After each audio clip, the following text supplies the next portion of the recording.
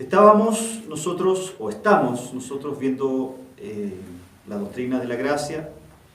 Hemos hecho un viaje por estas maravillosas doctrinas que han permitido al hombre conocerse, conocer su ser, conocer el estado natural de este hombre, y fuimos viendo a través de la Biblia que existen algunos sistemas de pensamiento respecto a la salvación, y decíamos que en primer término está el universalismo, en el sentido de que esta doctrina dice que Cristo murió por todos, que Cristo, su expiación es ilimitada, que por lo tanto está disponible para todos, y que el universalismo dice que en el fondo todos se van a salvar.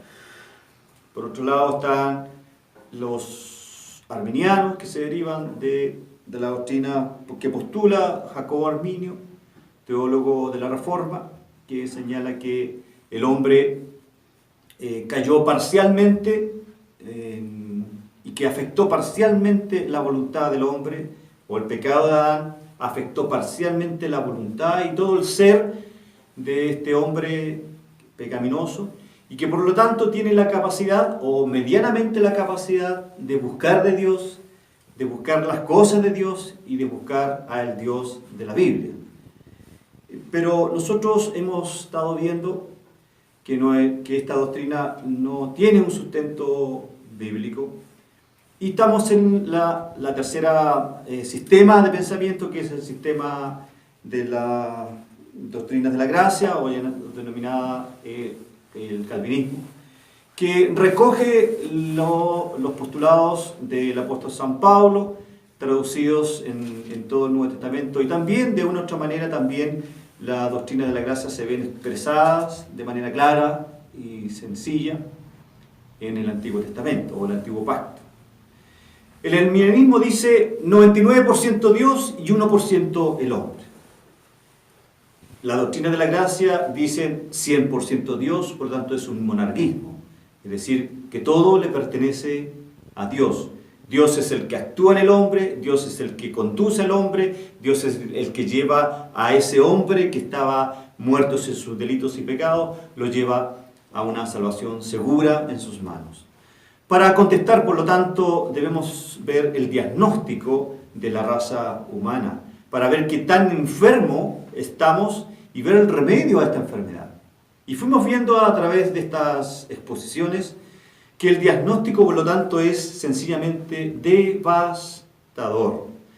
La Biblia no tan solo presenta a un hombre pecador, como les decía, sino que revela que el hombre está en permanente contradicción a la ley de Dios, sino también nos presenta a un hombre que tampoco quiere ni puede cambiar su condición natural en la que se encuentra. Y como es un hombre natural, como es un hombre que está apartado de Dios, tenemos que asegurarnos con la Biblia qué es lo que la propia Biblia habla sobre esta condición devastadora del hombre depravado o inhabilitado. Veíamos en Romanos capítulo 3, versículo 10, que no hay una persona justa, no hay una persona útil, no hay una persona que busque de Dios.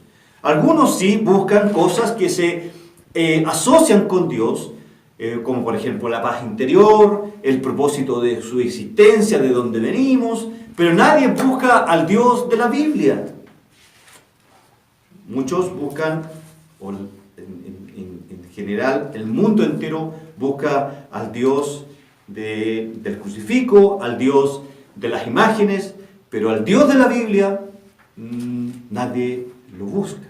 La Biblia es enfática en señalarlo. Es más, Nicodemo, ahí en el capítulo 3 del Evangelio de Juan, menciona de que Jesús le dice a Nicodemo que debía nacer de nuevo, porque este hombre estaba en una condición deplorable estaba muerto espiritualmente. La palabra que usa la palabra carne ahí hace una referencia a la naturaleza pecaminosa de Nicodemo, concentrando toda la condición humana en este personaje. Por lo tanto, este hombre que está muerto en sus delitos y sus pecados, indudablemente que engendra niños pecadores con las mismas condiciones pecaminosas, con la misma condición natural de un alejamiento devastador del Dios de la Biblia.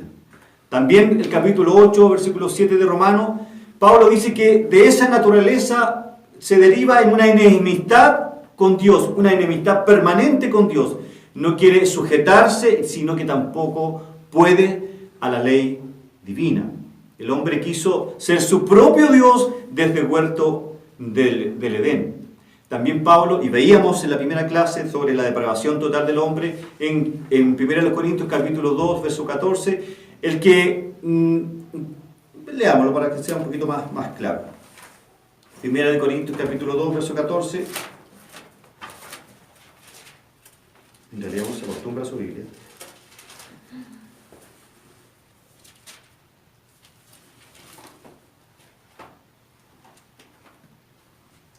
Pero el hombre natural no percibe las cosas que son del Espíritu de Dios, porque para él son locura, y no las puede entender, porque se han de discernir espiritualmente.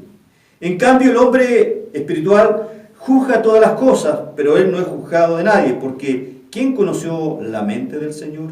¿Quién le instruirá? Mas nosotros tenemos la mente de Cristo. Aquí vemos a un hombre natural que no entiende las cosas espirituales. Para eso es locura. En una campaña evangelística, si este hombre es invitado y llega a ese lugar, para él, el que esté una persona hablando de Dios, el Dios de la Biblia, es una locura, no lo entiende, no lo quiere entender. Y por lo demás, lo rechaza. ¿Se va entendiendo? ¿Sí?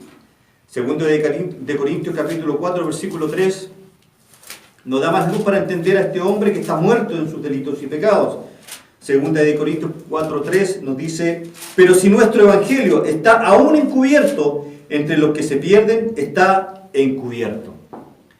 Dios ha provisto una luz a aquellos que Él ha escogido. Y esa luz se llama la luz del evangelio. Dios le ha mostrado a su iglesia lo que es la verdad. La Biblia dice que conoceréis la verdad y la verdad nos hará verdaderamente libre. Pero para el inconverso, para el hombre natural, esto es locura. Efesios capítulo 4, verso 17 también, si alguien lo puede encontrar. Pero 4:17 dice: esto pues digo y requiero en el Señor, que ya no andéis como los otros gentiles que andan en la vanidad de su mente. La vanidad de la mente, ajenos a la vida de Dios por la dureza de su corazón. Podemos pasar aplicando verso tras verso para probar la depravación total del hombre, pero hoy día nos atañe la cuarta doctrina de la gracia, que es denominada la gracia irresistible o la gracia eficaz. Como para ilustrar e introducirnos en este tema, hay un monarca o un rey que llega a un lugar y todas las personas con gozo y aprecio se levantan de sus asientos en señal de honra y respeto, excepto una persona en particular. Respecto a esta persona en particular pueden existir dos versiones o dos explicaciones. La primera de ellas es que a lo mejor esta persona está inválida, que es decir, es incapaz de levantarse por sí misma.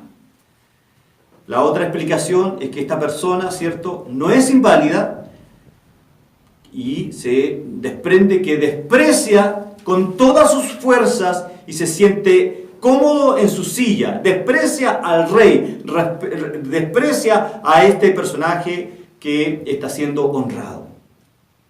Es una impotencia espiritual. Ama su pecado, es cómodo en la silla que está sentado, odia por lo tanto al rey. Este es el hombre que nos demuestra la Biblia, un hombre que frente a la grandeza de Dios, frente a la grandeza que es nuestro Señor, este hombre ha tomado la determinación, porque es esclavo del pecado, no honrarlo y no levantarse de su silla de incomodidad. Pero ¿qué tiene que suceder en la vida de este hombre que está sentado cómodamente en su silla, si no busca de Dios? ¿Qué tiene que pasar en la vida de ese hombre para que un día levante su mano en una campaña evangelística o cuando vino a la iglesia? ¿Qué tuvo que suceder? Eso es lo que vamos a ver el día de hoy.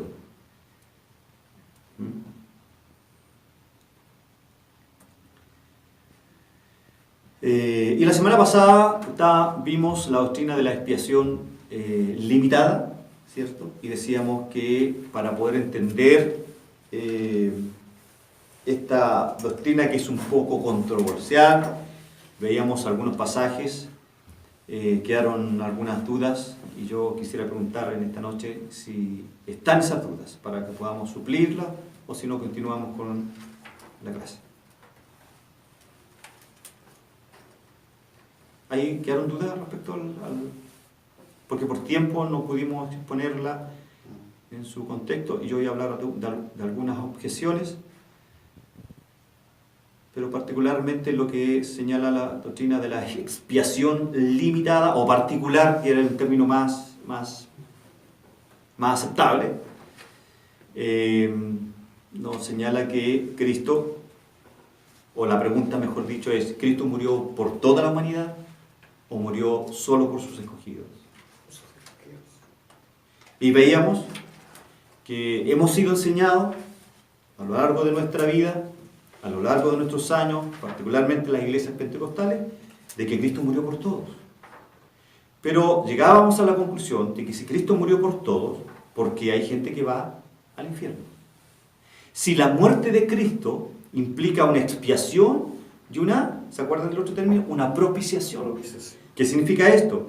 Como dice Romanos capítulo 6, entre el versículo 1 y el 8, que yo cuando muero en Cristo, ¿cierto? Voy a la cruz, abrazo esa cruz y resucito conjuntamente con Cristo.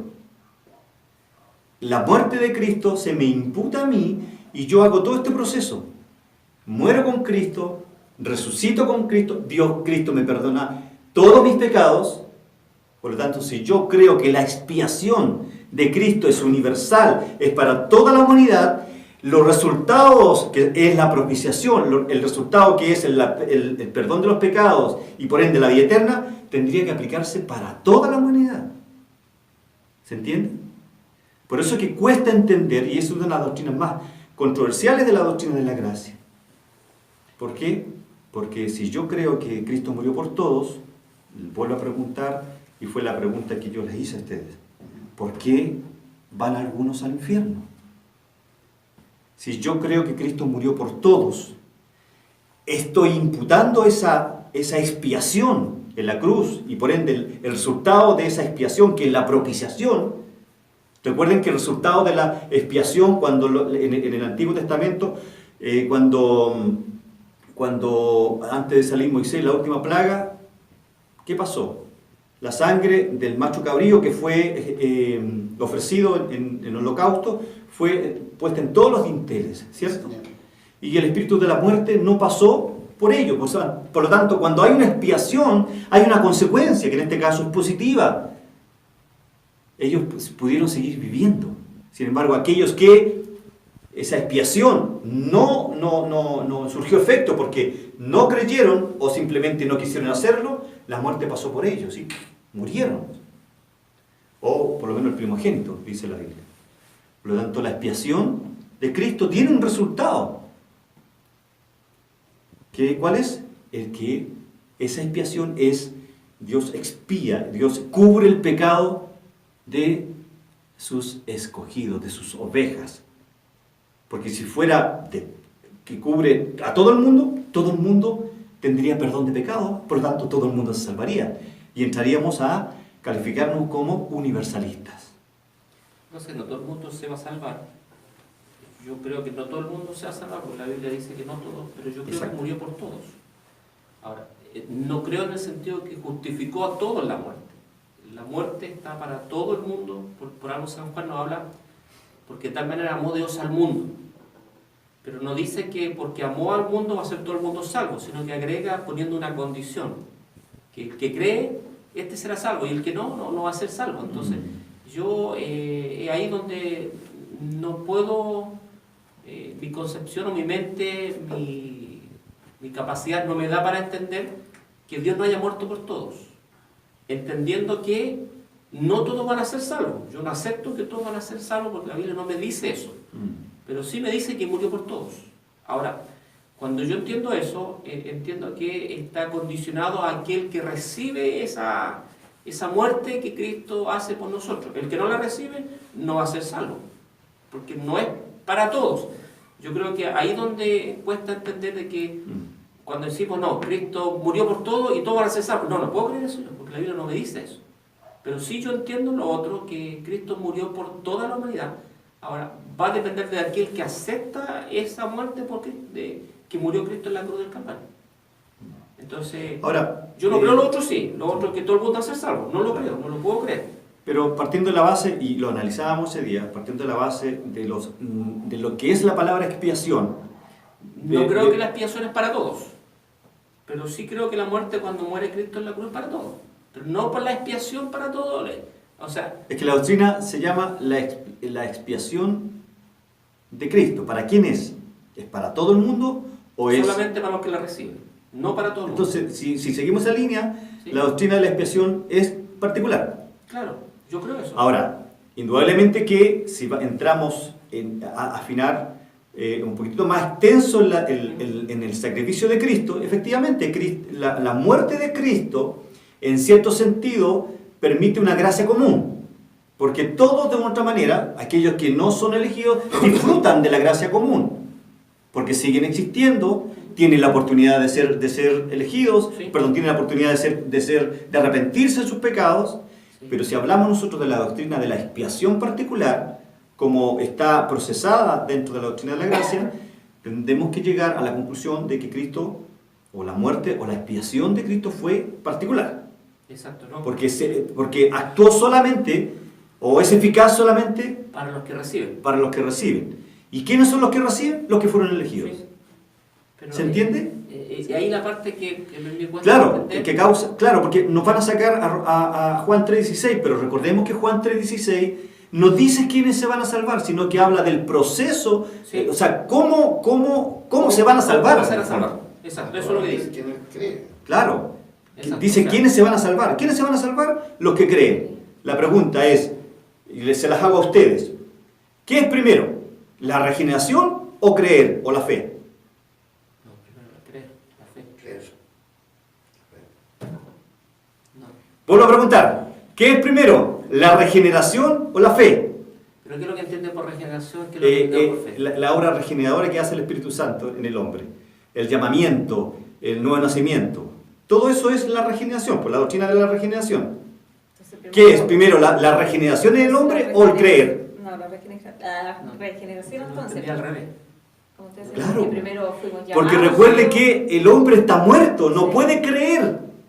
Que uno no cree porque uno cree, sino que porque Dios pone el sentimiento de creer o la palabra convence en ese minuto de pecado, como dice. Entonces claro. vuelvo a preguntar, ¿qué es primero, la regeneración o la fe del hombre? La regeneración. Claro, porque cuando Dios me regenera, yo aplico, Dios me liberta del pecado y ahora yo tengo la voluntad ya no esclavizada a mi naturaleza, sino que a contar ese momento yo elijo ahí a Cristo. Por eso es que Dios no violenta la voluntad del hombre, Dios no violenta el libre albedrío. Vamos a ver eso, lo vamos a ver en esta doctrina. Porque a los que creemos en la doctrina de la gracia, con todas mis palabras, a los que creemos en el calvinismo, nos dicen a nosotros de que Dios violenta la voluntad del hombre. No, Dios no la violenta, lo que pasa es que el hombre está inhabilitado para creer en Dios. Como está inhabilitado, perdón pastor, como está inhabilitado, entonces Dios tiene que venir y cambiar ese corazón, como dice Primera de Crónicas, cambiar ese corazón y poner uno de carne. Y en ese momento Dios me liberta de la esclavitud del pecado y ahí yo creo. Ahí, por eso es que en la salvación, si bien es cierto, hay una intervención humana, pero todo el proceso antes de que el hombre tome la decisión es de Dios. ¿Se entiende? ¿Sí? Vamos a verlo con más... Oswald Chambers, él es un gran teólogo y él define un poco lo que es la gracia de Dios. Ya estamos entrando en tierra derecha. Y en el fondo es un favor merecido. Todos sabemos que la gracia es un favor merecido. Pero Oswald Chambers dice lo siguiente, y abro comillas. Hay un cierto orgullo en la gente que les hace dar y dar.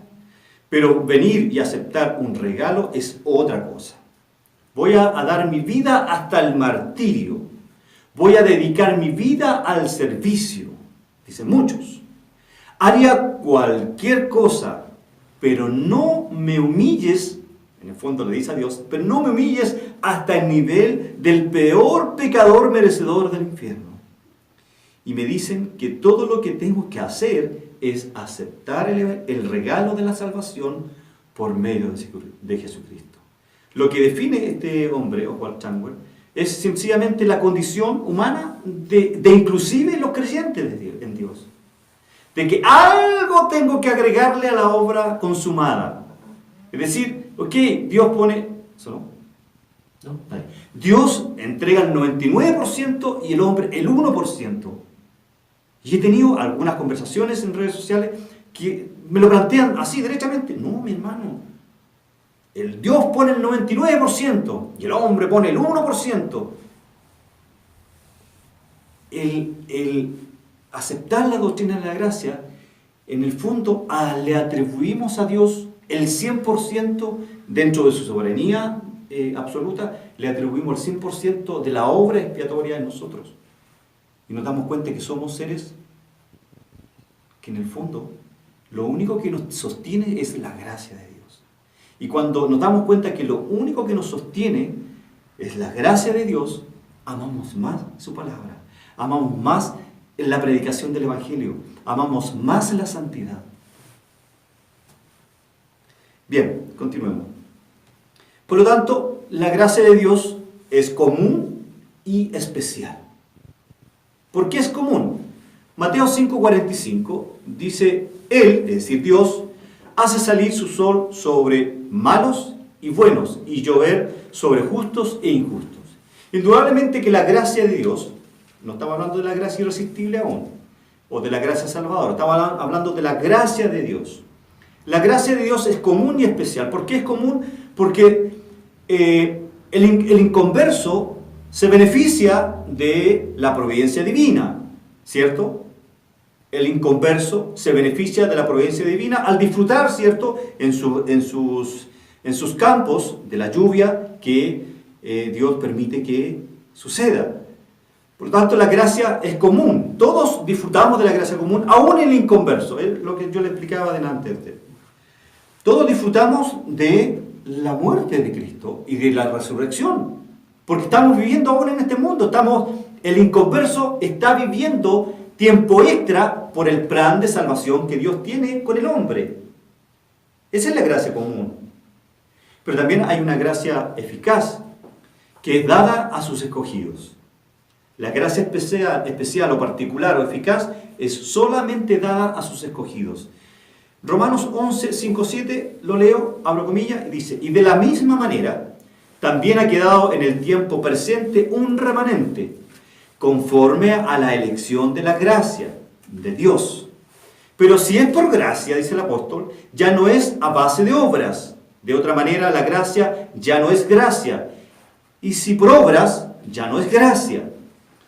De otra manera, la obra ya no es obra. Entonces, dice Pablo, que aquellos que Israel busca no lo ha alcanzado, pero, dice, ese pero de Dios, acuérdense siempre del pero de Pablo, pero los que fueron escogidos sí lo alcanzaron. Y los demás fueron, ¿qué dice? Endurecidos. ¿Está leyendo otra versión? Sí, la NBI. Ya, ahí está. Esa es. ¿Ah? La leo de aquí de la Reina Valera. ¿Dónde? Romanos 11, 5, 7. Dice, así también, aún en este tiempo, ha quedado un remanente escogido por gracia. Y si por gracia, ya no es por obras. De otra manera, la gracia ya no es gracia. Y si por obras, ya no es gracia. De otra manera, la obra ya no es obra. ¿Qué pues lo que buscaba Israel? Si lo han alcanzado y los demás fueron... me expresé mal. Pero los escogidos sí lo han alcanzado. ¿Se entiende? Y los demás, es decir, los inconversos, fueron endurecidos. ¿Cuál estaba leyendo? Sí. El Romanos 11, 5. No, pero el Es último, que el 7. en 7 dice, ¿qué pues? Sí. Lo que buscáis en Israel, no lo ¿Me alcanzáis. salté? Sí. Sí. Oh, No sé es cuál. que la letra es muy chica. Sí. ¿Qué pues? Dice Pablo. Lo que buscaba Israel no lo ha alcanzado, dice. ¿Qué estaba buscando Israel? La libertad. La justicia estaba buscando Israel. El contexto del capítulo 9 y 10, 11 es la justicia que es por fe. ¿Ya? Dice que Israel no lo ha alcanzado, pero los escogidos sí lo han alcanzado. Y los demás fueron endurecidos. Su gracia es irresistible. Aquí ya entramos en tierra derecha. La gracia de Cristo es irresistible. Implica que cuando Dios aplica su gracia sobre una persona, porque ésta ha sido elegida por Él en la eternidad pasada, Efesios 1:4, esta persona responde al escuchar el Evangelio, porque el único instrumento, lo hemos visto en todas estas clases, el único instrumento que Dios determinó para que el hombre pueda conocerle es la exposición de su palabra. No hay otro medio. Por eso que venía escuchando delante a un pastor y él decía, por eso que tiene mucho que ver con el comentario que me hizo usted. La exposición de la palabra, de la genuina palabra, ya no se da en las iglesias. Entonces tratamos de atraer a los que se han ido y atraer a los inconversos con chaya, con música, con dulces, con palomitas. Pero no lo hacemos con esto. Y por eso que son inconversos, por eso que son personas que están en la iglesia pero no son de Cristo. Porque no han sido llamados al arrepentimiento y a la fe. Eso es lo que hace la Biblia. La Biblia nos llama al arrepentimiento y a la fe. Nos gusta la buena música.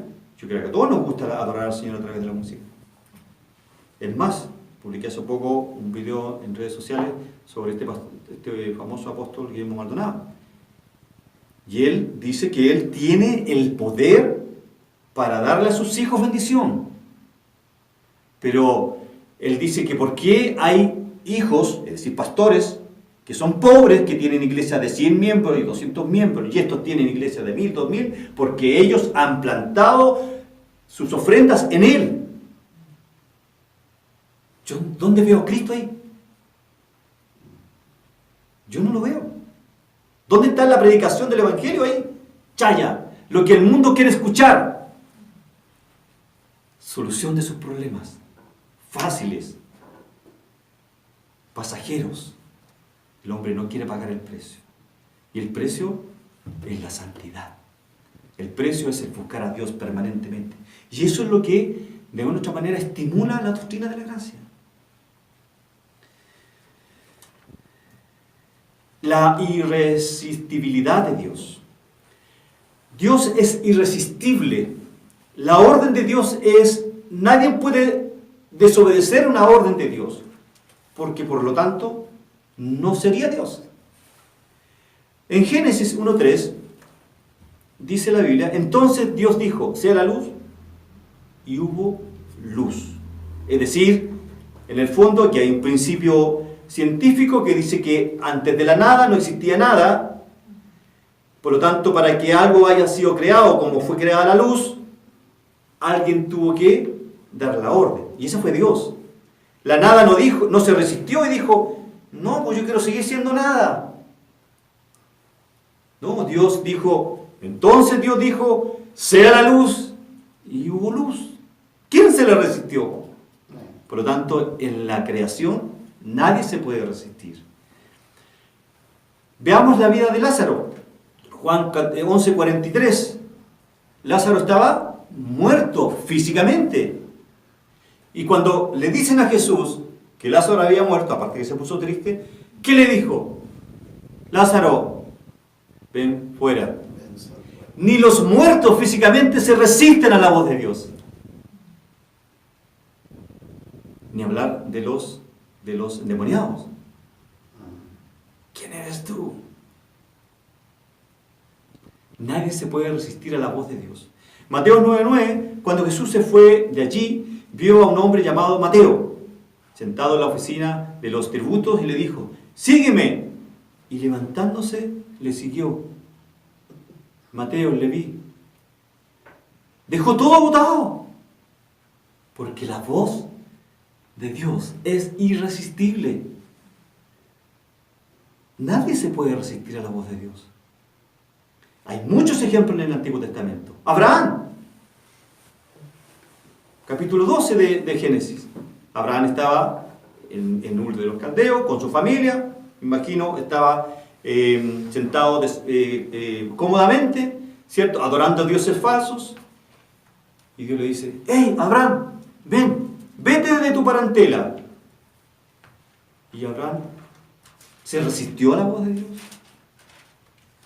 Por eso, la irresistibilidad de Dios. Nadie se puede resistir. Mateo 4:39. Y levantándose, reprendió al viento y dijo al mar: cálmate. Un pasaje que nos predicó hace un mes atrás, ¿se acuerdan? Porque yo me acuerdo de su mensaje. Y levantándose, reprendió al viento y dijo al mar: cálmate, sosiégate. Y el viento cesó y sobrevino una gran calma. Hasta la naturaleza no se resiste a la voz de Dios. Daniel 4:35. Y todos los habitantes de la tierra. Aquí está hablando, mire, inclusive está hablando Nabucodonosor.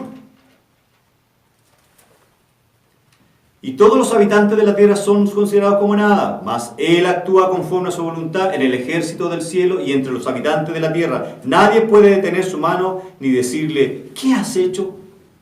Nadie puede estar en condiciones de decirle a Dios: ¿qué has hecho con mi casa? ¿Por qué has permitido que se queme? ¿Por qué has permitido esta enfermedad? Porque la voz de Dios es irresistible. Bien, lo que no significa la gracia irresistible. Lo que no significa es que nadie puede resistir su gracia. Me explico. ¿Alguien puede resistir, hablando del humano, del ser humano, ¿alguien puede resistir su gracia? Sí, todo el mundo la resiste. Hechos 7:51. Dice: vosotros, que sois duros de cerviz e incircuncisos de corazón y de oídos, resistid siempre al Espíritu Santo. Como hicieron vuestros padres, así también hacéis vosotros. Hechos 7. 7:51. Hebreos 3, versículos 7 y 9. Por lo cual, como dice el Espíritu Santo, si soy hoy su voz, no endurezcáis vuestros corazones, como en la provocación, como en el día de la prueba en el desierto, donde vuestros padres me tentaron al ponerme a prueba y vieron mis obras por 40 años. Por lo tanto, claro que el hombre puede resistir la voz de Dios, pero esa resistencia es permanente o en algún minuto Dios la doblega. La doblega. Claro que sí. Por lo tanto, ¿qué es lo que significa la gracia irresistible? Significa que Dios puede superar la resistencia del hombre si así lo desea. Jonás resistió la voz de su Señor. Y Dios estaba aquí, le dice: Jonás, ándate a Nínive. Y Jonás dijo: no me quiero ir a Nínive. Me voy a ir a Nínive. Lo vemos en España, porque Nínive hoy día es España. No, me quiero ir a la China. Nínive. Dijo Jonás: no, nos vemos en Nínive. ¿Ok? Listo. Y se fue Jonás. Y de manera irresistible, ¿cierto?, Dios orquestó dentro de su providencia todos los eventos naturales que nosotros ya conocemos, y Jonás apareció en Nínive para que predicara su palabra. Ya leímos este pasaje, Daniel 4:35, que es dicho por Nabucodonosor, y dice, y todos los habitantes de la tierra son considerados como nada. Mas él, es decir, Dios actúa conforme a su voluntad en el ejército del cielo y entre los habitantes de la tierra. Nadie puede detener su mano ni decirle, ¿qué has hecho? El Salmo 115, versículo 3 nos dice, nuestro Dios está en los cielos, Él hace lo que le place. Es decir, la irresistibilidad de Dios. Pero le hago la siguiente pregunta. ¿Por qué es que algunos creen y otros no? ¿Alguien me puede dar esa respuesta? Es como el versículo ese de que no es de que quiere ni de que goza, sino de que tiene Dios misericordia de... Romanos capítulo 11. Perdón, capítulo 9. Pero muchos me darían la respuesta que es simplemente que cada persona posee libre albedrío para decidir por Cristo o no serlo. Es que eso se lo puede decir en principio de los cursos. Ahora ya. Entonces, ¿tenemos libre albedrío? Pregunta. Hagamos la clase más dinámica. ¿Tenemos libre albedrío? Pero, amplío mi pregunta. ¿Tenemos libre albedrío para coger a nuestra esposa? En algunas cosas sí. Indudablemente que sí. En algunas Para cosas escoger el colegio de mi hija, yo tengo un libre albedrío. sí. Para comprarme una zapatilla, yo tengo un libre albedrío. Dios no me va a decir qué zapatillas comprar. Yo tengo libre albedrío para ver una película o no verla. Claro que tengo libre albedrío. Pero, en lo que tiene relación con Dios, ¿yo tengo libre albedrío? No. No tengo libre albedrío. O el inconverso no lo tiene. Porque su voluntad está ¿qué? Está muerta, está esclavizada, está inhabilitado para creer en Dios. Por lo tanto, el hombre tiene libre albedrío, claro que tiene libre albedrío, pero lo tiene para la vida diaria, para escoger el trabajo, la educación que quiere para sus hijos. Indudablemente que en lo que respecta a la vida espiritual, no tiene libre albedrío. Ahora, la pregunta, o segunda pregunta, ¿Dios, por lo tanto, violenta el libre albedrío de los hombres? No. Lo dije al principio, ¿lo violenta? No. ¿Qué es lo que Dios tiene que hacer entonces? Lo regenera. Exactamente. Y eso es lo que vamos a intentar ver ahora. Obviamente la diferencia no puede estar en el hombre, quien de ser así tendría algo de que gloriarse por su capacidad de raciocinio o su capacidad de buscar a Dios. Indudablemente que eso está muy, muy claro. Sin embargo, la realidad prueba lo contrario. Existen muchas personas que poseen un nivel de lógica mucho mayor que la de muchos creyentes. Simplemente no creen en el Evangelio. Hombres y mujeres que son doctores, científicos, maestros, grandes profesionales, todos profesionales en su campo, simplemente no creen el mensaje de la cruz. Lo que es más, el apóstol San Pablo, en su carta a los Corintios, escribió diciendo, pues mirad, hermanos, vuestra vocación, que no sois muchos sabios según la carne, ni muchos poderosos, ni muchos nobles. Interesantemente, el apóstol San Pablo, con todo esto, es decir, con las contestaciones presentadas a todas estas preguntas, no es sino la misma respuesta dada al comienzo, es a causa del libre albedrío. Esta teoría, que tienen muchos arminianos y muchos hermanos en Cristo, de que tienen libre albedrío para escoger a Dios, pues usted le pregunta, estoy claro que si le pregunto a mi congregación de Cerrillo, hermano, ¿usted tiene libre albedrío para escoger a Dios? Estoy seguro que el 97%, entendiendo aquí está el 3%, el 97% me va a decir, sí, yo tengo el libre albedrío para escoger a Dios. Esta teoría es, aunque muy popular dentro de la iglesia, no es cierta. Porque el hombre no tiene libre albedrío, porque tiene su voluntad entenebrecida, tiene su voluntad cautivada por el pecado. Por lo tanto, no busca de Dios. Y no voy a mencionar los pasajes que ya nos conocemos de memoria. Romanos 3:10, Efesios 2:1 y muchos más que hemos visto. Y por cierto, se halla muy lejos de la verdad. Jesús dijo en Juan 6:44, dice, ninguno puede venir a mí si el Padre que me envió no lo trajere. La palabra trajere, ¿ya?, en el texto griego original significa arrastrar con fuerza compulsiva, es decir, que no se puede resistir. Por lo tanto, cuando Jesús dice que ninguno puede venir a mí, nadie puede venir a mí, dice Jesús, si el Padre que me lo envió no lo trajere, es decir, no lo traiga con una fuerza compulsiva. Es decir, cuando vamos al tribunal, porque hay una orden, no nos podemos resistir porque vamos con 2 matones o 2 policías. Esa es la figura en el fondo. Me llevan, yo no me puedo resistir porque tengo 2 policías a mi lado que me llevan encadenado. ¿Yo me puedo resistir? No. Esa es la figura que, en el fondo, está en esta palabra trajere. No me acuerdo en el griego, creo que es al cubo.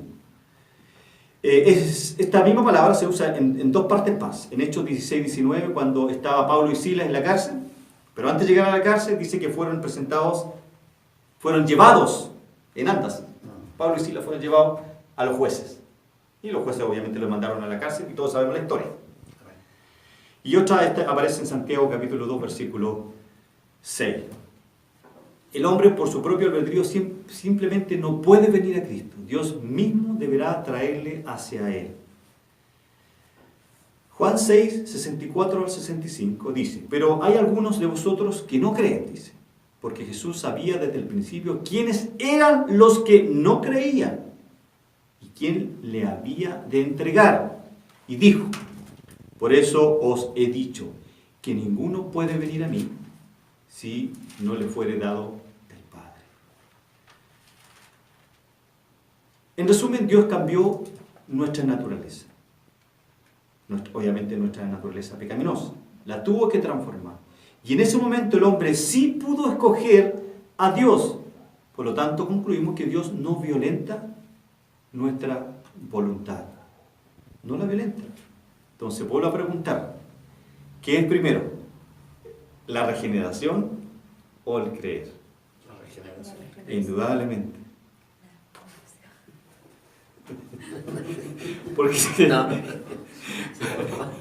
Porque estoy seguro si el domingo yo preguntara, ¿qué es primero, hermano, la regeneración o creer? Estoy seguro que muchos me van a decir, el creer, hermano. ¿Cuántos dicen amén? Y no, me van a decir amén. Lo que pasa es que cuando usamos términos teológicos que no acostumbramos a usar y a otros que sí usamos con frecuencia, entendemos que lo otro es lo primero. Exactamente. Sí, porque si nosotros vemos nosotros mismos entre la congregación, hermano, qué bueno que usted ha regenerado. O nacido de nuevo. ¿Cuántos han nacido de nuevo aquí? Claro. ¿Qué fue primero, hermano? ¿Que usted haya nacido de nuevo? ¿O tener fe o creer en Cristo? Muchos van a decir, ¿creer en Cristo? No, tuvo que nacer de nuevo. Pero para eso hay que explicarle la doctrina de la gracia. Claro. Por eso, Pastor Jorge, algún día voy a predicar sus 5 meses de sermones en la iglesia. Ya. Cuando el Señor quiera. Mire, ¿Dios vence la resistencia del hombre? Sí, o si lo desea, sí. Mire, hay un pasaje muy largo que está en Números, pero se lo voy a leer yo. Números 22, del 21 al 35. Y Balaán se levantó muy de mañana, aparejó su asna y se fue con los jefes de Moab. Pero Dios se airó porque él iba, y el ángel del Señor se puso en el camino como un adversario contra él. Y Balaam, número 22, 21 al 35.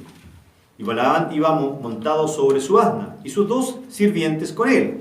Cuando el asna vio al ángel del Señor, de pie en el camino con la espada desenvainada en la mano, el asna se salió del camino y se fue por medio del campo. Pero Balaam golpeó al asna para hacerla volver al camino. Entonces el ángel del Señor se puso en una senda estrecha de los viñedos, con una pared a un lado y otra pared al otro lado.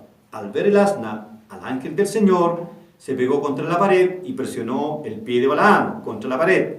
Entonces él, es decir, Balaam, la golpeó otra vez. Y el ángel del Señor se fue más lejos y se puso en un sitio estrecho donde no había manera de volverse ni a la derecha ni a la izquierda. Entonces el ángel del Señor se puso en una senda estrecha de los viñedos, con una pared a un lado. Lo leía este, ¿no? Sí. Ya.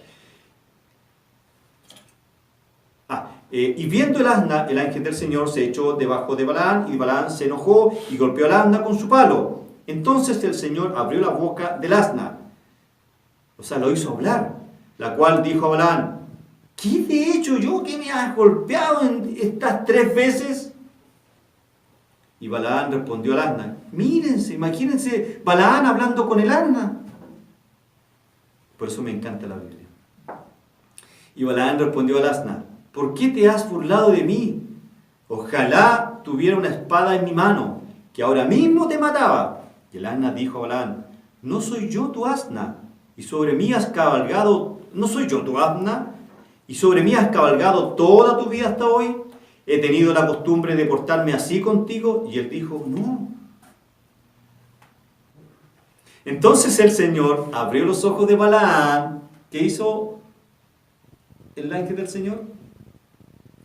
Entonces el Señor abrió los ojos de Balaam, y él vio al ángel del Señor de pie en el camino, con la espada desenvainada en su mano, e inclinándose se postró rostro en tierra. Y el ángel del Señor le dijo: ¿por qué has golpeado a tu asna estas 3 veces? Mira, yo he salido como adversario, porque tu camino me era contrario, pero el asna me vio y se apartó de mí estas 3 veces. Si no se hubiera apartado de mí, ciertamente yo te hubiera matado ahora mismo, y a ella la hubiera dejado vivir. Y Balaam dijo al ángel del Señor: he pecado, pues no sabía que tú estabas en el camino para enfrentarte a mí. Pero ahora, si te desagrada, me volveré. El ángel del Señor respondió a Balaam: ve con los hombres, pero hablarás solo la palabra que yo te diga. Y Balaam se fue con los jefes de Balaam. ¿Qué hizo el Señor con Balaam? El Señor abrió los ojos. Y eso es lo que Dios hace con sus escogidos. Dios no violenta la voluntad del hombre, pero sí les abre sus ojos, porque el hombre no puede ver a Dios, no busca de Dios. ¿Se va entendiendo? Este tremendo relato nos demuestra que así es. Envió después, Capítulo 30. sí, envió después Ezequías por todo Israel y Judá, y escribió cartas a Efraín y a Manasés para que viniesen a Jerusalén, a la casa de Jehová, para celebrar la Pascua de Jehová, Dios de Israel. Y el rey había tomado consejo con sus príncipes y con toda la congregación en Jerusalén para celebrar la Pascua en el mes segundo, porque entonces no lo podía celebrar. Versículo 10. Saltémonos. El versículo 6. Fueron pues correos con cartas de mano del rey y de sus príncipes y por todo Israel y Judá, como el rey lo había mandado, y decía: hijos de Israel, ¿qué dice? Volveos a Jehová, el Dios de Abraham, de Isaac, Israel, y él se volverá al remanente que ha quedado de la mano de los reyes de Asiria. No seáis como vuestros padres y como vuestros hermanos, que se resbalaron contra Jehová, el Dios de sus padres, y los entregó a desolación, como vosotros veis. No, ¿qué dice ahí? No endurezcáis, pues ahora vuestra servís como vuestros padres. Someteos a Jehová y venid a su santuario. Porque si os volviereis a Jehová, vuestro hermano, versículo 9, a vuestros hermanos y vuestros hijos hallarán misericordia delante de los que los tienen cautivos y volverán a esta tierra. Versículo 10.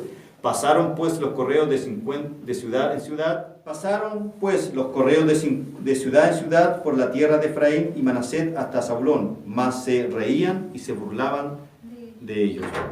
El hombre, por lo tanto, no se resiste a la voz de Dios. Eso es lo que quería señalar.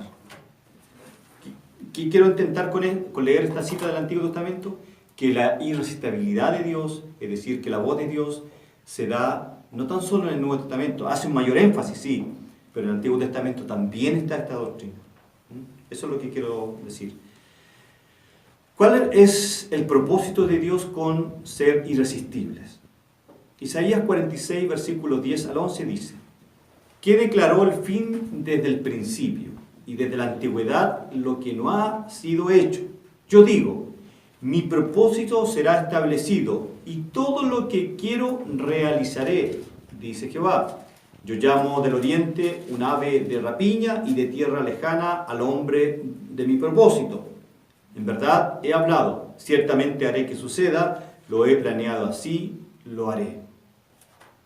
Por tanto, Isaías nos demuestra, el gran profeta nos demuestra que los propósitos de Dios son irresistibles. Si todo lo que Dios se propone, lo va a hacer. Por eso, a modo de aplicar esto, cuando estemos viviendo en circunstancias difíciles, porque tenemos un hijo enfermo, o tenemos problemas familiares, o alguien ha partido a la presencia del Señor, o no a la presencia del Señor, porque debemos aceptar esa voluntad de Dios, entendiendo que es perfecta y agradable. Y debemos aceptarla porque es un propósito de Dios, tal vez con uno o tal vez con quien está siendo afectado directamente. O con la familia. O con la familia. Isaías 10:46. Isaías 46, versículo 10 al 11. Ay, Isaías 46. Sí. Versículo 10 al 11. Hay otro pasaje en el Antiguo Testamento, Isaías 14, 27. Si el Señor de los ejércitos lo ha determinado, ¿quién puede frustrarlo? Y en cuanto a su mano extendida, ¿quién puede volverla atrás? Es decir, cuando Dios quiera sujetar, nadie puede quitarle su mano. Amén. Isaías 46, 27 nos habla de aquello. Decíamos delante que su gracia es irresistible hasta que Dios diga lo contrario. Primera de Pedro capítulo 1, versículo 3 dice, yo se los leo: Bendito sea el Dios y Padre de nuestro Señor Jesucristo, quien según su gran misericordia nos ha hecho nacer de nuevo a una esperanza viva. Nos ha hecho nacer de nuevo a una esperanza viva. Repito, nos ha hecho nacer de nuevo a una esperanza viva mediante la resurrección de Jesucristo de entre los muertos. Es Dios quien nos hace nacer de nuevos. Vuelvo a repetir, es Dios quien nos hace nacer de nuevos a una esperanza viva y eterna. Juan, este pasaje ya lo leímos, pero se lo vuelvo a leer. Juan 6:37 y de ahí nos saltamos al 44 al 45. Dice: Todo lo que el Padre me da vendrá a mí, y al que viene a mí, de ningún modo lo echaré fuera. Nadie puede venir a mí si no lo trae el Padre que me lo envió, y yo lo resucitaré en el día final. Escrito está en los profetas, y todos serán enseñados por Dios. Todo el que ha oído y aprendido del Padre viene a mí. Hay muchos más pasajes en las Escrituras. ¿Qué enseñó Cristo sobre la salvación? Primero, que nadie puede venir a Él si no lo trae, si es el Padre que lo trae. Ahí viene la palabra griega el cubo. Yo le decía que lo trae con una fuerza, nadie se puede resistir. En Juan 6:37 dice Jesús: todo el que el Padre me da, vendrá a mí. Juan 6:39 dice: y esta es la voluntad del que me envió, que todo lo que Él me ha dado, yo no pierda nada. Por lo tanto, la doctrina de la seguridad de la salvación o de la perseverancia de los santos, como quieran llamarle, está también en las Escrituras, que va a ser el último estudio que vamos a ver la próxima semana sobre la doctrina de la gracia. ¿Se pierde la salvación? Pregunto. ¿Está seguro? No? Seguro. ¿Se pierde la salvación? Estoy seguro que si la pregunto en la iglesia el día domingo, todos van a decir: sí, hermano Alejandro, sí se pierde, porque el que persevera hasta el fin, ese será salvo. Y yo tendré que decirle a mi hermana o mi hermano, con mucho amor y respeto a su posición: usted ha leído el contexto de Mateo capítulo 24, ¿a qué se refiere? Pero para la próxima clase vamos a ver mucho más respecto a la perseverancia de los santos. Juan 17:2, por cuanto le diste autoridad sobre todo ser humano, para que dé vida eterna a todos los que tú le has dado. Hay muchos más pasajes, yo les voy a mandar estas diapositivas para que ustedes las estudien en su casa, tal y cual lo hice, hoy día fue, o ayer, anoche, que le envié las 3 primeras clases. Sí. ¿Sí? ¿Lo vio usted, Pastor Jorge? Sí. También se lo mandé a usted. ¿Sí? No me llegó. Todo lo que estaba en el grupo creo que Sí. no lo sé. Léanlo, estudienlo, sí. Amén. Por lo tanto, ¿el hombre es salvo en contra de su voluntad? La respuesta es no. Dios abre los ojos del pecador. Lo vimos, Balaam. Regenera su espíritu, libera la voluntad del hombre, y entonces el hombre que no quería, que no buscaba, que estaba inhabilitado, que estaba muerto espiritualmente, ahora quiere arrepentirse. ¿Eso es voluntario y sincero? Entonces, ¿Dios violenta la voluntad del hombre? No. Lo que Dios hace es simplemente prender la llama de ese cuarto oscuro en que el hombre se encuentra sin Dios.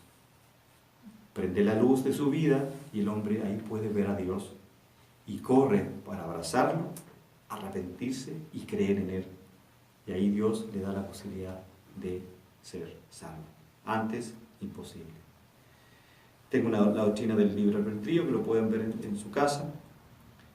Un poco del llamado externo. El llamado externo, para que podamos, a grosso modo, el llamado externo es cuando, esa es la predicación en una campaña evangelística. Dios hace llamado a todo. ¿O no? Dios está haciendo a través de la exposición de su palabra. Su correcta palabra está, hay un evangelista, hay un pastor, un hermano que está predicando la palabra. Está haciendo un llamamiento externo. El llamamiento externo viene a través de la palabra. Pero también existe un llamamiento interno, que ese es el que es eficaz. El Espíritu Santo, que es la tercera persona de la Trinidad, actúa en el corazón entenebrecido, toma la palabra que fue predicada a ese hombre y la lleva al corazón y la transforma. Saca ese corazón, como dice Ezequiel capítulo 46, versículo 36, versículo 26 en adelante, saca, ¿cierto?, ese corazón de piedra y pone un corazón de carne. Y ese hombre ahí recién puede nacer. Y cuando nace la vida espiritual, ahí el hombre puede correr y decir, yo acepto al Señor en mi corazón. Acuérdense el día que ustedes levantaron la mano en una campaña o en una predicación. Amén. Ese día era el Espíritu Santo rondando sus vidas, su espacio, sacando todo obstáculo que el diablo quería poner para que usted no escuchara el mensaje del Evangelio. Ahí viene, a mí siempre me tenía una inquietud, porque yo la primera vez que fui a una iglesia, me acuerdo que fue un día sábado, en los primeros días de diciembre del año 1983, me invitó un buen amigo, el hijo del pastor. Fuimos al culto y fue literal, yo el primer día que pisé la iglesia, la puerta de la iglesia adentro, pasamos la reja y pisé el primero o segundo paso dentro de la iglesia. Internamente, sin conocer nada de Dios, Dios me dice, este es el lugar donde tú tienes que estar. Fue una voz interna que yo lo sentí, que hasta el día de hoy todavía suena muy claro en mi corazón y en mi mente, ese día. Los primeros, no sé qué día fue, pero los primeros días de diciembre, porque fue después de que yo terminé las clases, me acuerdo, en noviembre, mediados de noviembre, y los primeros días de diciembre, el primer sábado, si que no me recuerdo, si no fue el segundo, escuché esa voz. Pero luego después yo seguí yendo a la iglesia, y luego el 3 de abril del año 1984, el año siguiente, en una convención allá en esa misma iglesia en Pudahuel, el pastor hace un llamado, ¿quién quería aceptar a Cristo? Y yo levanté mi mano, yo quiero aceptar a Cristo. Pasé adelante y hice la confesión de fe, aprendido por la iglesia americana en Chile, y de ahí de ese momento ya fui parte de la iglesia. Pero siempre he tenido la inquietud cuándo fui salvo, o sea, la primera semana o primer sábado de abril, de diciembre, o cuando levanté mi mano y acepté a Cristo. Si usted me pregunta a mí, porque la pregunta la está haciendo Sí. abierta, usted me pregunta a mí, yo, a la luz de la evidencia, me estoy viendo forense aquí, a la luz de las evidencias, y tomando la prueba dubitada suya, yo diría que es la primera oportunidad. Dice, ahí hay un llamamiento interno. El problema es que usted lo exteriorizó simplemente al año Claro, siguiente. se hizo visible a los meses después. Pero el llamamiento, por eso es que yo no es que esté en contra, sino que yo creo que usted me va a entender. La confesión de fe de Romanos capítulo 10, versículo 9, no, es para la iglesia. Dice ahí, está hablando a la iglesia, no le está hablando al inconverso, por lo tanto, no tomemos Romanos capítulo 10 para eso. ¿Vale? No. El confesar a Cristo con el corazón, o hacer, mejor dicho, la confesión de fe, no es bíblica, la confesión de fe. Miren lo que estoy diciendo. A lo mejor puede sonar La confesión. una herejía por decir, oh, mire lo que el hermano Elizama está diciendo. Po. No, po. Hemos visto de que lo único que convierte a Cristo, perdón, lo único que nos convierte en hijos de Dios es un llamamiento externo, que es la exposición de su palabra, y un llamamiento interno. Ese llamamiento interno es el Espíritu Santo actuando en nosotros, poniendo por obra las palabras que yo escuché en la predicación. Regenerando. Dios me está regenerando, Dios me está haciendo nacer de nuevo. Y después de eso, yo lo único que quiero es arrepentirme y vivir por fe. Eso es. Pero no es que es el confesar a Cristo en mi corazón antecede al nacimiento, sino que eso viene después. Pero el verdadero nacimiento es el que realmente importa, y eso es mi intimidad, que ahora lo entiendo así, es la intimidad que el Espíritu Santo quería tener conmigo. Él quería hacer estragos en un corazón endurecido, en un corazón religioso, porque era un hombre muy religioso. ¿Se entiende? Pero no es que a mí el ser hijo de Dios sea producto de mi confesión de fe. Yo soy hijo de Dios cuando yo fui regenerado, cuando fui llamado, cuando fui convencido por el Espíritu Santo. De ahí me arrepentí de todos mis pecados. Después yo confieso a Cristo en mi corazón. No es que la confesión de fe me haga salvo. Eso es lo que quise decir. La confesión de fe la aprendimos de los misioneros americanos que vinieron a Chile y hacían campañas. Romanos capítulo 10, creo que es versículo que yo me la aprendí de memoria. Si confesamos con nuestra boca que Jesús es el Señor, y creemos en nuestro corazón de que Dios levantó a los muertos, seremos salvos. Porque con el corazón se cree para justicia, pero con la boca se confiesa para salvación. 10:10. 10:10, ¿ves? Claro, quizás en base a ese versículo quizás se practicó esa costumbre. Claro.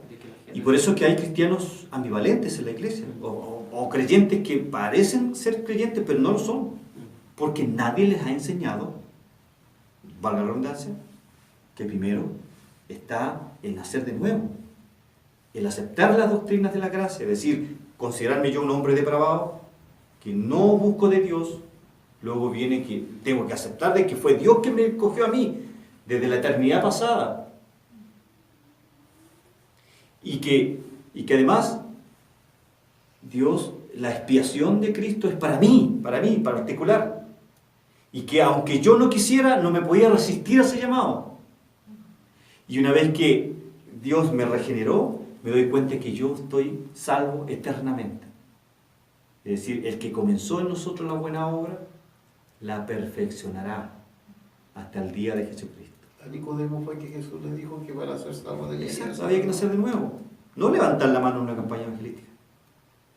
No recitar de memoria Romanos capítulo 10, versículo 10. Nicodemo, ¿cierto? Sí, Nicodemo, tiene mucha razón. Como para ir terminando, el cambio de la voluntad del hombre. 2 Corintios 4, versículo 4 al 6 dice: en los cuales el Dios de este mundo ha cegado el entendimiento de los incrédulos. ¿Para qué? Para que no vean el resplandor del Evangelio de la gloria de Cristo, que es la imagen de Dios. Porque porque no nos predicamos a nosotros mismos, sino a Cristo Jesús como Señor. Aquí yo quiero detenerme. Por eso es que en los púlpitos hoy en día se predica, yo hice esto, yo hice esto otro, y el Señor habló conmigo, y me fui al infierno, y me fui al paraíso, y tuve 3 días con Él. ¿Has escuchado eso? Sí, no sé qué. Porque no nos predicamos a nosotros mismos, sino a Cristo Jesús como Señor, y a nosotros como siervos vuestros por amor de Jesús.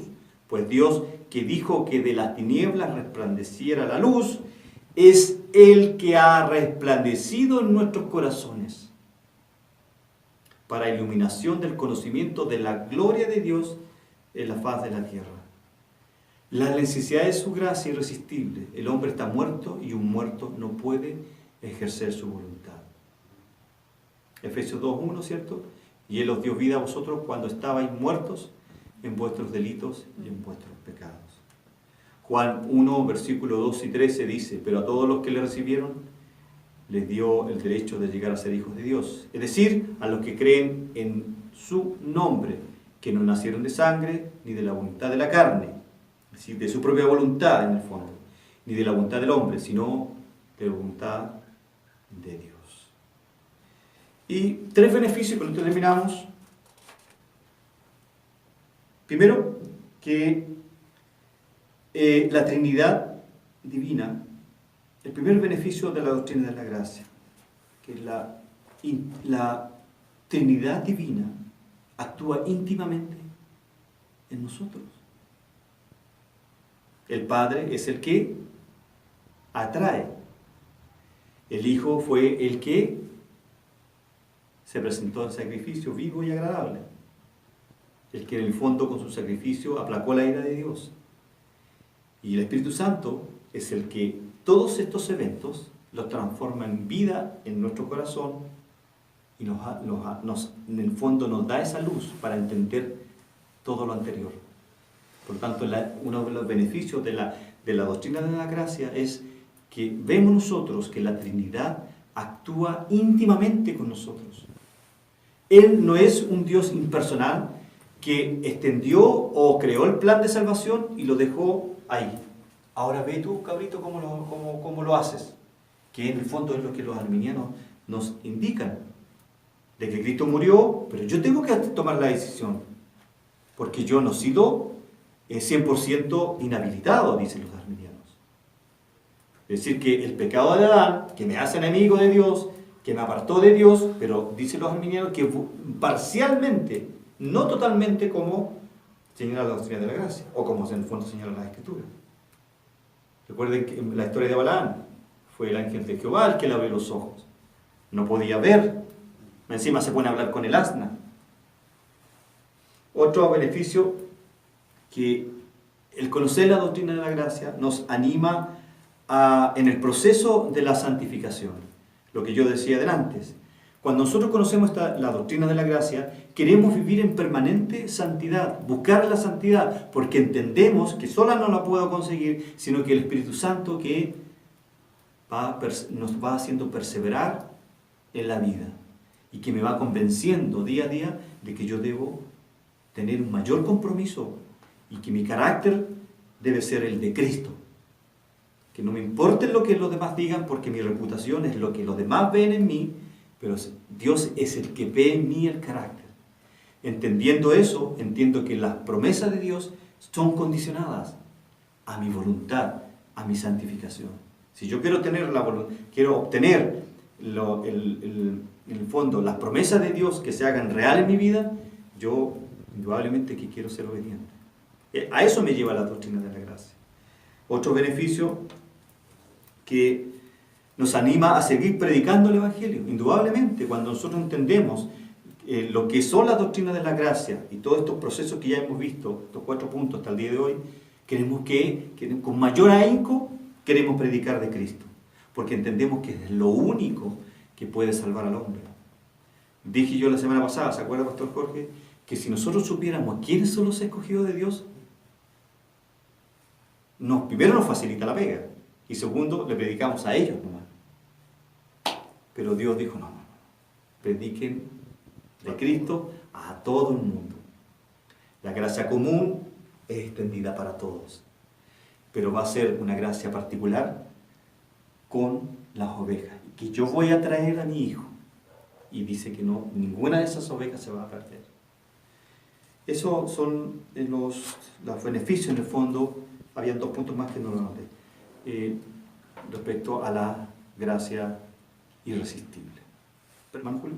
¿En qué contexto se lee, cómo se puede interpretar y sale la Biblia? Tú y tu casa serán salvos. Pablo y Silas. Pablo y Silas estaban en la cárcel con el carcelero, ¿cierto? Hay un terremoto, el carcelero cree que todos se fueron y la sentencia para los carceleros en esas situaciones, cuando se les escapaban los presos, era la muerte. Así eran los romanos. Entonces Pablo y Silas se quedaron aquí, quietecitos, esperando, ¿cierto?, que el Señor hiciera su obra. Entonces cuando el carcelero llega, le dice, y Pablo le predica la palabra. Le predica la palabra. Se me fue un pasaje de Lidia, pero no importa, para otro día se lo enseño. Y le predica la palabra y le dice, cree tú y toda tu familia será salva. Lo que pasa es que los pasajes más adelante nos dicen que la familia llegó al conocimiento de Dios. Pero debemos entenderlo en el contexto que fue particular para el carcelero. No podemos traer un principio de ahí, porque la Biblia no nos enseña en otros pasajes de que cuando yo le predico a una persona y esa persona se convierte, el resto de su familia va a ser salva. ¿Se entiende? Es que por lo general siempre... Está mal explicado. Cree tú y serás salvado. Sí, no es así. Ahí no hay una promesa divina para un hombre o una mujer dentro de un matrimonio que se convierte y uno dice, no, pues esta promesa es para ti, tómala. No, si eso no es una promesa, eso fue exclusivamente para el carcelero, que está ahí en el libro de los Hechos. De hecho, nosotros poca doctrina podemos hacer del libro de Hechos porque es un libro histórico. ¿Sí? Me queda claro. Bien, hay otro pasaje que se me olvidó compartírselo cuando Lidia... estaba Pablo predicando, dice a muchas mujeres, no dice a cuántas, dice a muchas mujeres. Y dice que la única que en el fondo, o sea, todas escucharon el mensaje, gracia común, llamamiento externo. Pero fue solamente Lidia la que al escuchar la palabra recibió a Cristo en el corazón. Es decir, ¿qué quiere decir esto? Que primero era el momento de Lidia y segundo, Dios permitió solo a través de la exposición de su palabra para que Lidia pudiera conocer el Evangelio. Amén. Oremos al Señor, si no hay más preguntas. Amén. Señor, te damos infinitas gracias en esta noche, Señor. En esta tibia noche que tú nos has permitido pasar un tiempo exhaustivo en tu palabra. Hemos visto la gracia irresistible, Señor. Tú eres un Dios que lo que se propone, lo cumple. Y hemos visto en tu palabra de que nadie se puede resistir más allá de lo que tú has permitido. Nos has demostrado, Señor, en tu palabra, que tus propósitos son eternos, tus propósitos son claros. Oramos, Señor, por nuestros seres queridos, para que sean aquellas ovejas que tú le hablas o le has llevado a tu Hijo Jesús. Oramos por los hermanos de mi hermana, Señor. Oramos por mis familiares, por los familiares del Pastor Jorge, los del hermano Julio, para que en tu tiempo ellos puedan conocerte como el único Dios verdadero en sus vidas y sea tu Espíritu Santo que se revele a sus vidas para que ellos puedan arrepentirse y correr a tus brazos. Si no va a ser así, Señor, te pedimos que nos des la paz suficiente y la tranquilidad de que hemos hecho lo posible, porque lo imposible lo haces tú.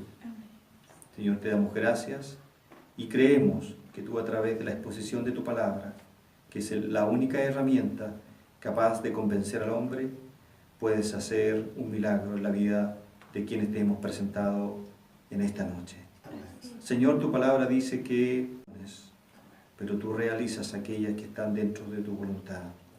Y oramos para que nuestros familiares, aquellos que permanentemente le hemos hablado de ti, sean y estén dentro de tu voluntad y sean aquel redil y aquel remanente fiel que tú tienes preparado para aquella boda del Cordero. Te damos gracias, Señor, creyendo y confiando en tu soberanía, en todo lo que hacemos, en todo lo que pensamos y en lo que ejecutamos. Muchas gracias te damos en esta noche, en el nombre de Jesús. Amén.